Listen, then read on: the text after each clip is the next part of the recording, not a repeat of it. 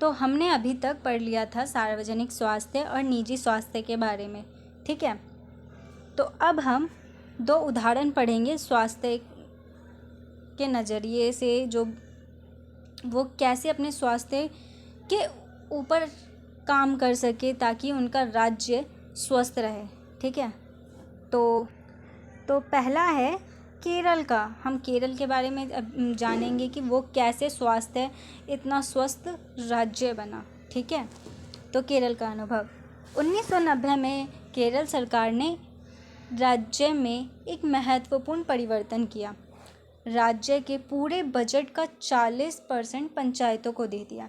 राज्य सरकार ने अपनी जो बजट था उनका आधा बजट अपने पंचायतों को दे दिया, पंचायती इलाकों में, ताकि लोग वहाँ पे अपनी सुविधाएं अनुसार अपनी योजनाएं बनाएं, सुख सुविधाएं, साफ पानी, खाना, आहार, ये सब जो पंच लोग थे ये लोगों को मुहैया करवा सके, ठीक है।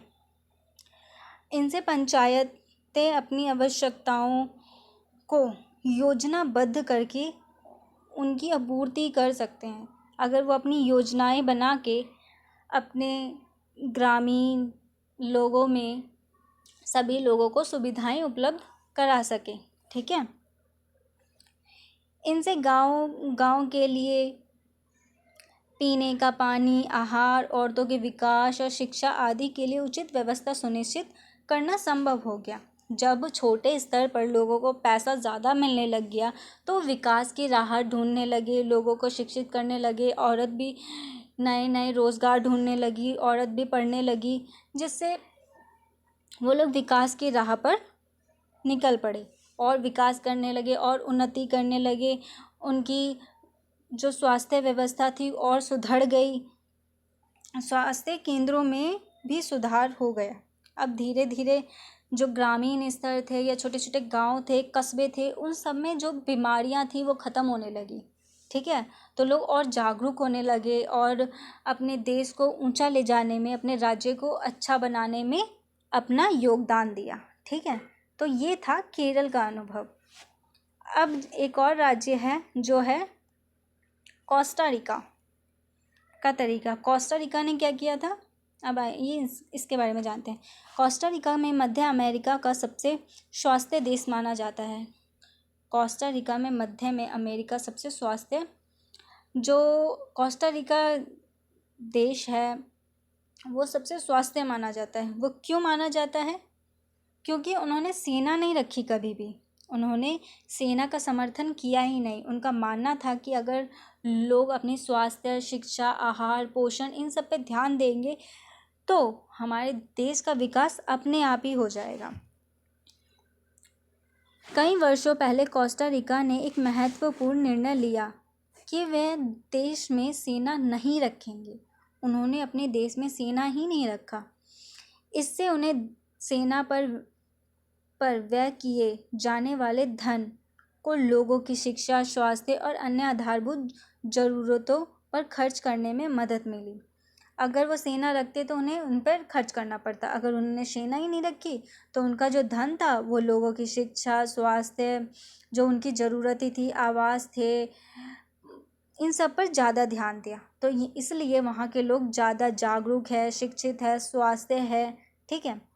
कोस्टा रिका की सरकार मानती है कि देश के विकास के लिए देश का स्वास्थ्य होना जरूरी है।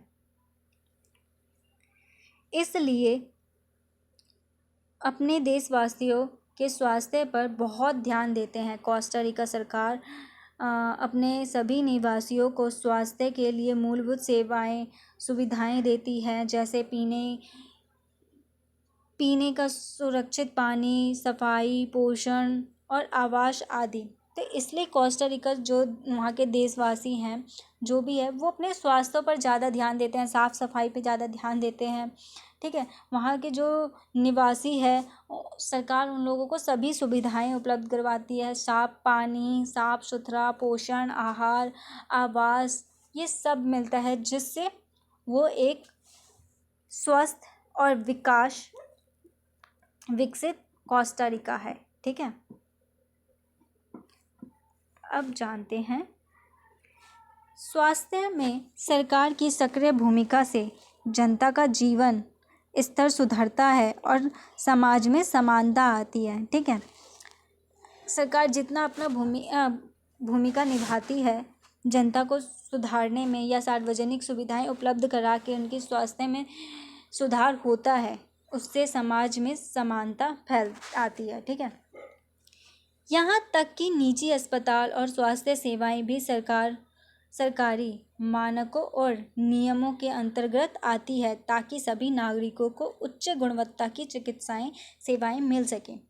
अब जो भी ये निजी अस्पताल होते हैं उसमें भी कुछ कुछ सरकार नियंत्रण करती है। ठीक है, ताकि जो ये निजी अस्पताल है लोगों से ज़्यादा पैसा ना ले ले, उन पे भी कुछ कुछ प्रतिबंध लगे हुए हैं। ठीक है, तो यहीं पे होते हैं हमारा चैप्टर कंप्लीट।